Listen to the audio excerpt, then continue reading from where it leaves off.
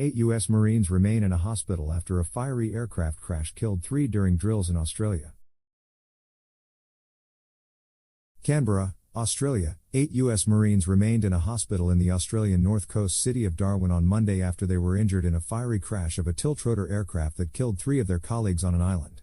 All 20 survivors were flown from Melville Island 80 kilometers, 50 miles, south to Darwin within hours of the Marine V-22 Osprey crashing at 9:30 a.m. Sunday during a multinational training exercise, Northern Territory Chief Minister Natasha Fyles said.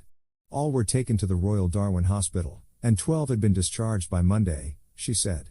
The first 5 Marines to arrive at the city's main hospital were critically injured and 1 underwent emergency surgery. Fyles said she would not detail the conditions of 8 who remained in the hospital out of respect for them and their families. It's a credit to everyone involved that we were able to get 20 patients from an extremely remote location on an island into our tertiary hospital within a matter of hours, Fyles told reporters. The Osprey that crashed was one of 2 that flew from Darwin to Melville on Sunday as part of Exercise Predator's Run, which involves the militaries of the United States, Australia, Indonesia, the Philippines and East Timor. All 23 Marines aboard the lost aircraft were temporarily based in Darwin as part of the Marine Corps annual troop rotation. Around 150 U.S. Marines are currently based in Darwin and up to 2,500 rotate through the city every year. They are part of a realignment of U.S. forces in the Asia-Pacific that is broadly meant to face an increasingly assertive China. The bodies of the 3 Marines remained at the crash site, where an exclusion zone would be maintained, Northern Territory Police Commissioner Michael Murphy said. The cause of the crash had yet to be explained and investigators would remain at the site for at least 10 days, Murphy said. The Osprey, a hybrid aircraft that takes off and lands like a helicopter but during flight can tilt its propellers forward and cruise much faster like an airplane, crashed into tropical forest and burst into flame. Before Sunday, there had been 5 fatal crashes of Marine Ospreys since 2012, causing a total of 16 deaths. The latest was in June 2022, when 5 Marines died in a fiery crash in a remote part of California east of San Diego.